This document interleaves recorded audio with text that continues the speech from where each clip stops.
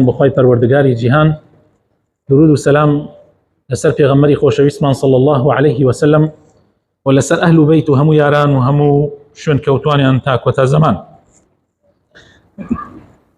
ئیماندارانی خۆشەویست، خوشک و برا بەڕێزەکانم،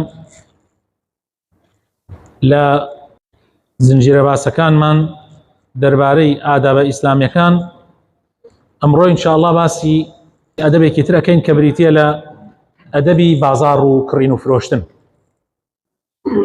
بەڕێزان، ئاینی پیرۆزی ئیسلام ئاینێکی گشتگیرە، هەموو بوارەکانی ژیان ئەگرێتەوە، لە عیباداتەوە، لە معاملاتەوە، لە هەموو کاروبارەکانی ژیان. هیچ شتێک نییە لە ئیسلامە باسی لەسەر نەکرابێ و یاسای بۆ دانەنرابێ. بازاڕیش یەکێکی ترە لەو بوارانەی کە ئیسلام ئادابی تایبەتی خۆی بۆ دیاری کردووە.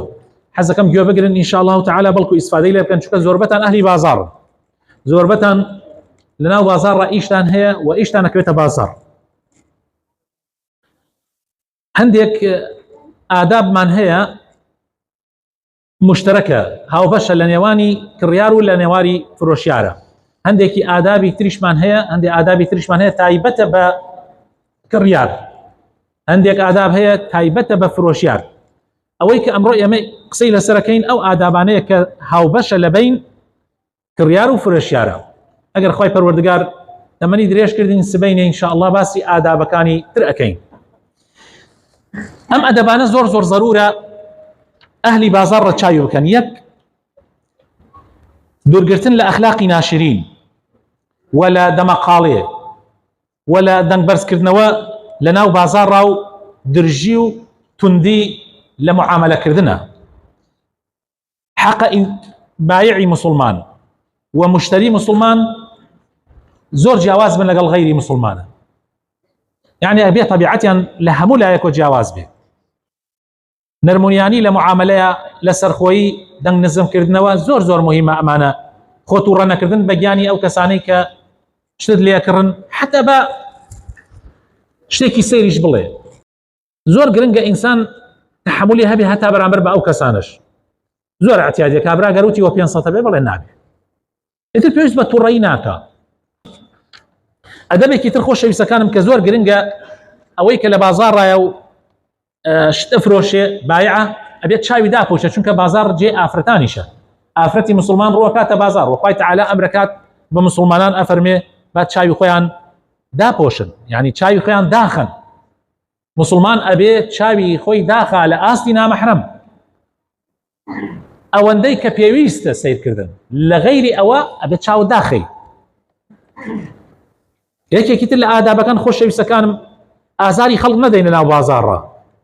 هەر شتێک بزانی ئەبێتە مایەی ئازار، ئەبێ خۆتی لێ بپارێزی. کاتێک ئالەتێکت پێ تیژە یا شتێکت پێ بزانی با لە قەی خەڵک ئازارێدا، تۆ هەرگیز ئەو شتە مێنە ناو بازاڕیا. ئەگەر هێنات ئەبێ ئاگات لە خۆت بێ و وریابی، یعنی شتێکی بۆ بکە کە ئازاری خەڵک نەدا. یەکێکی تر برای بەڕێزم لە ئادابەکانی بازار، نابێ ئینسانی مسلمان بەیع و شەرا وای پێ بکە زکری خوای لەبیر بباتەوە، نوێژەکانی لەبیر بباتەوە. پێغەمبەری خوا صلی الله علیه وسلم باسی خەڵکانێکمان بۆ ئەکا لە نوێژەکانیانە ئیهمالیەکەن تا ئەگاتە نزیکی مەغریب، بە تایبەتی نوێژی عەسر، تا ئەگاتە نزیکی مەغریب 10 دقە چارەکێکی ئەمێنێ بە پەلەپەل 4 دنوکەدا لە زەوی. پێغەمبەری خوا صلی الله علیه وسلم فەرمێ ئەو نوێژە نوێژی منافقە. ئینسانی مسلمان ئەبێ خەمی نوێژەکانی بخوا.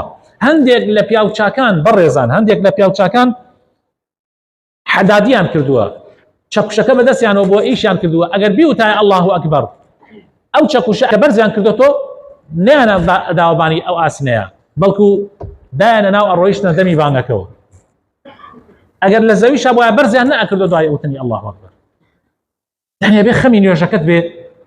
نوێژەکە لە هەموو شتێک گرنگترە.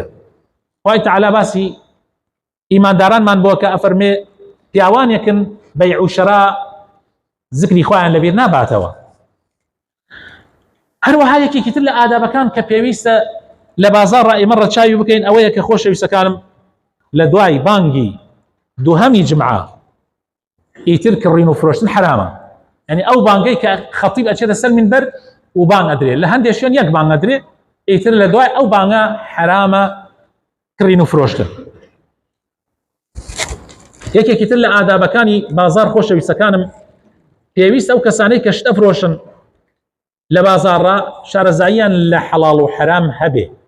ئیمامی عومەر ئەی فەرموو ئەو کەسەی شارەزایی لە حەڵاڵ و حرام نییە با نزیکی بازارمان نەبێتەوە، چونکە تو دوای لەناو بازار شتێکەکەی کە خوا پێی ناخۆشە. پێغەمبەری خوا صلی الله علیه و سلم ڕۆژێکیان دای ناو بازارڕا کابرایەک هەندێک خواردنی دانابوو بە جوانی، کاتێ پێغەمبەری خوا صلی الله علیه و سلم دەستی دا لێی تەماشای کرد لە ژێرەوە لەبانەوە زەوقە و لە ژێرەوە تەوقە. پێغەمبەری خوا صلی الله علیه و سلم فەرمووی بۆ واتە کردووە؟ وتی ئاخر ئەی پێغەمبەری خوا ئەوە نازانم باران خراوی کرد و چی خراوی کرد و ئەگەر وا نەکەم نایبەن و پێغەمبەری خوا صلی الله علیه و سلم فەرمووی من غش فليس منا، فەرمووی هەر کەسێ فێڵڵە مسلمانان بکات لە ئەوان نییە. نابێت یان نابێت و تەماتە جوانەکە بخەیتە بان خراپەکەی بخەیتە ژێر خەڵک بخەڵەتێنی، ئەمە حرامە. هەندێک معاملە هەیە لە ناو بازارڕا حرامە، ئەبێ ئاگامان لێ بێ و ئەبێ ئەو معاملانەی ناو بازار بۆ ئەوانەی کە هان لە ناو بازارڕا ئەبێ بێن پرسیار بکەن لە شەرع بزانم شەرع چی ئەڵێ ئەو جا بڕۆن ئەنجامی بدەن. یعنی برا زۆر شت هەیە لەم ملەتەی ئێمە سوبحان الله ئاگامان لە خۆمان نییە تا وەکو دوو پشک ئەدا پێمانەوە. من هاواری دنیامە کە مت بابەگیان ئەم معاملە تازانە کە خەڵکی کە وێن کۆن کە نازام چی الحەمدولله ئێمە ناوەکەشی ئەو نەقێزەونە لامان خۆمانی لێ نادەین و هەموو جۆرە معاملەکانی تر بە شێوەی هەرەمیان بە هەر شێوازێکی تر کە ئەنجام ئەدرێ ئێمە زوو ئاگاداری مسلمانانمان کردوتمان ئەمە حرامە خۆتانی لێ مەدەن. چەند کەس ئێستا چەند هەزار کەس خەساری کرد. تەسەوورەکەن خەڵک وا هەبوو برای خۆیان خەڵەتان، خەڵک وا هەبوو لەبەرەوەی خۆی شتێکی زیاتری دەستکەوێت خوشکی خۆیان خەڵەتان، خەڵک وا هەبوو باوکی خۆیان خەڵەتان. چۆنە بێ ئینسانی مسلمان هەندێکیان مەلا بوو نەزانم، هەندێکیان لەوانە مەلا بوون، هەندێکیان حاجی بوون، بەڵام قوڕیان کرد بەسەر خۆیان و بەسەر خەڵکیشە. نابێ ئینسانی مسلمانەوە نەگێل بێ. کاتێک ئەهاتنە لا ئێمە پرسیاریان نەکرد ئەمانت حرامە ئاگریان تێبەرە بوو، باوەڕ کە سەریان هەرەوە نەبوو دووکەڵی لێ دەرچێت، گوێچکیان و لوتیان هەرەوە دووکەڵی لێ دەرچێت، چونکە تەماحی پارەکە زۆر بوو. آخر مامۆستا بۆ حرامە؟ بەگیان حرامە. ئەم شەریعەتی ئیسلامە لە قوڕایی شتێکی نەبووتووە کە زەرەری نەبێ بۆ مسلمانان، دڵنیا بە ئەوە زەرەری هەیە بۆ مسلمانان بۆیە شەریعەت حرامی کردووە. یەکێکی تر لەو ئادابانە خۆشەویستەکانم کە ئەبێ ڕەچاوی بکەین ڕاستگۆیی لە معاملەیە و ڕوونکردنەوەی عیب و نوقسانی ئەو کاڵایە ئەو شتومەکە کە ئەیفرۆشی. شتومەکێکت هەیە لە بازاڕە ئەسڵ نییە بە نرخی ئەسڵ مەیفرۆشە، عیبەکانی باز بکە. خوا خۆی ڕەزاقە، دڵنیا بەخوا خۆی ڕەزاقە، تۆ فێر بووی هەروە فێڵ پارە پەیاکەی ئەیانەیە بەم شێوازە ڕزق و نانی مناڵەکانیان دەکەن دوای ئەڵێن دوعاکەم قبول نایە، والله دوعاکەم مامۆستا قبول نایە، والله مامۆستا نازانم چیەکەم. چۆن قبوڵە؟ یا ئەم ئیعلانانە لە هەندێک شوێن هەیە لە سلێمانی بە تایبەتی ئەڵێ دابەزاندن لە 175 معقولە شتێک لە 175 دایبەزێنی کاتێک ڕۆی سەیرەکەی درۆیە لە 125 دانەبزاندن. ئەمە بەس درۆ وەکو فێڵ یا ئەو ڕاگەیاندنانە کە هەیە باشترین برنج مەحموودە، یەکێکی ترێڵێ باشترین برنج نازانم خەیامە، ئەوە کاڵێ باشترین کەشتیشی ڕاگەیاندنەکان بڵاوەکەن کامیان باشترە ئیلا بێ کەم باشتر بێ و کامتر باشتر نی، ئەنە درۆیە. ئەمە هەمووی درۆیە خەڵکێکا بەداخەوە بەس بۆ ئەوەی کەوا قۆڵی مسلمانان ببڕێ. یەکێکی تر لەو ئادامانەی کە نەکبەتیە و بەدبەختیە برایە خۆشەویستم، یەکێکی لەو ئادابانەی کە پێویستە هەمومان تیامانە هەبێ لە بازاڕە مسامەحەکردن، لێبوردەیی لە کڕینە و لە فرۆشتنە. یعنی ئینسانی مسلمان پێغەمبەر فەرمێ صلی الله علیه و سلم لێبوردەیە، یعنی شت وا هەیە نرخ کە ئەیفرۆشی قازانجێکی کەمەکە بیفرۆشە بابڕە. شتی وایشەیە تۆ ئەزانی کابرا کە لێ ئەکڕی قازانجێکی کەمی تایە بووی ئێدە مەی تێرە سەر سفر، کابرا ئەڵێ بە دینارێک کڕیمە بە 1000 دینار کڕیمە، تۆ ئەڵێ بە 750 بێ ئەوڵێ بە 1000 کڕیمە. یەکێکی تر لە ئادابەکان خۆشەویستەکانم کە ئەبێ هەمان بێ ئەوەیە کە کاتێک کەسێک شتێکمان پێ فرۆشت کابرا بە کەڵکی نەهات ئەتوانین وەری نەگرینەوە، لەوانەیە لە قەیدخانەکەشمان نووسی بێتمان فرۆشرا و ناگەڕێتەوە وەرناگیرێتەوە. کابرا سێرەکەن کابرایەکی فەقیرە و یعنی شتەکە بە کەلکی نایە و پەشیمان بۆتەوە ئەمانە. لەبەر خاتری خوا وەریگرەوە، لەبەر خاتری خوا وەریگرەوە. ئینسانی مسلمان لێبوردەیە مەڵێ وەڵام من لێت یەکڕمەوە ئەگەر ئەو بە 10 دینار کڕی بێتی بە 10,000 کڕی بێتی ئەگەر ئەو بە 10,000 کڕی بێتی بڵێ وڵا کاکە من لێ تەقڕمە بە 9,000 یا بە 8,000 ئەوا مەبە. ئەو معاملانە هی ئینسانی مسلمان نییە. یەکێکی تر لە ئادابەکانی ئینسانی مسلمان خۆشەویستەکانم لە بازاڕە قەرز بنووسەوە، معاملەی گەورە بنووسەوە، وردە معاملە قەینا، یعنی تا حدێک یعنی بڕێ معاملەی ورد هەیە زۆر وردە یەکسەر بۆ نمونە کابرایەک شتێک لێ کڕێ ڕاتە ئەو لاو ئەیهێنێتەوە نووسینی ناوێت، بەس هەندێک شت هەیە بینووسەوە براینە. تەسەوڕەکەن دوکانداری وامانەیە نزیکەی یعنی قەرزێکی زۆری داوەتە خەڵکی نەینووسێتەوە، ئێستا خۆی قەرزار کەوتووە، یعنی قەرزارێکی زۆر گەورە بۆی نادرێتەوە، قەرزی داوەتە خەڵک نەینووسێتەوە، خەڵکیش هەمووی ئیماندار و چاک نییە بهێنێتەوە.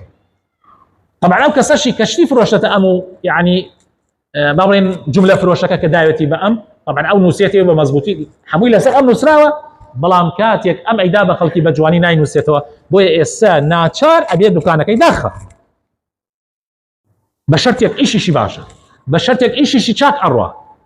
ئەمە خلافە برایێز، ئەمە کێشەکە ئەوەیە کە خوای تعالی یەک صفحة دريشترين آية خوای تعالی دريشترين آيتي لقرآن هناوەتەوە لە سورەتی البقرة، دريشترين آيەتی 282 یەک ئاەتێکی درێژە، درێژترین ئاەتەکانی قورئانە، درێژترین ئاەتەکانی قورئانە ئاەتی 282 لە سورەتی البقرة. خوای تعالی دەربارەی چی هێناوێتیەوەی خۆشەویستەکانم؟ دەربارەی قەرز، دەربارەی نووسینەوەی قەرز. ئەوەتان ئەگەر ئێمە ئەم ئاەتە تەطبیق بکەین زۆربەی کێشەکانمان حەل بێت. ئەگەر ئەم ئاەتە تەطبیق بکەین، بەس کێشە ئەوەیە ئێمە ئەم ئاەتە تەطبیق ناکەین. یەکێکی تر لەو شتانەی خۆشەویستەکانم لەو ئادابانەی کە پێویستە هەمان بێ لە بازاڕە زۆر سەدەقەکردن. براینە ئەگەر ئێوە ئەمڕۆ لە بازاڕە معاملەیەکی باشتان هەبووە، بۆ نمونە تۆ الحەمدولیلا ئەمڕۆ ئیشت باش بووە، سەدەقەیەک بکە. ئەو سەدەقە خۆشەویستەکانم ئەزانی چی ئەسڕێتەوە؟ ئەو سەدەقە هەندێک سوێن کە بە نەزانینەوە خواردوتە، هەندێک جاری وایە خەڵتەیەک تێکن معاملەتەکە ئەبێ بۆ نەزانینەوە، بەزانینەوە حرامە، بەس بە نەزانینەوە شتێک ئەەکەی مەکروهە، ئەو سەدەقەیە کە ئەیکەی ئینشاء الله ئەیسڕێتەوە. جا زۆر گرنگە ئەوانەی لە بازاڕ ئیشکەن، زۆر گرنگە بۆیان کەوا سەدەقەی ڕۆژانەیان هەبێ، ڕۆژانە ناڵێ مانگانە، ڕۆژانە. ئەگەر ئیشەکەت باش بێ ڕۆژانە سەدەقە بکە. واللهی براینە قەناعەتێکی 100% هەیە، ئەگەر تۆ نیەتت پاک بێ، نیەتت پاک بێ ئیلا خوای تعالی بە گوێرەی نیەتەکەت ڕزق دەدا. نیەت پاکی زۆر گرنگە، زۆر گرنگە. تۆ لە ماڵ دەرچۆ بسمیلا بکە، داوا بکە لە خوای پەروەردگار بڵێ خوایە ڕزقی حەڵاڵم پێکەرم بکە ئینشاء الله. و ئەگەر ئەوە نەم دەرکرد ئەمڕۆ بە ئیزنی خوا ئەوەنەی لێ ئەبەخشم، ئەوەنەی لێ ئەدەم بە فەقیر، ئەوەنەی ئەخەمە ناو مزگەوتەوە بە ئیزنی خوای پەروەردگار لەوە زیاتر ئینشاء الله دەسەکەوێ. داواکارم لە خوای پەروەردگار بخاتە ناوە جوانەکانی خۆی ڕەحمان پێ بکە، هیدایەتمان بدە. خوای وامان پێ بکە لەو کەسانە بین کە لە بازاڕ ئیشەکەین، ئیشەکانمان پاک و جوان و حەڵاڵ بێ، دوور لە حرام و کۆخڵی.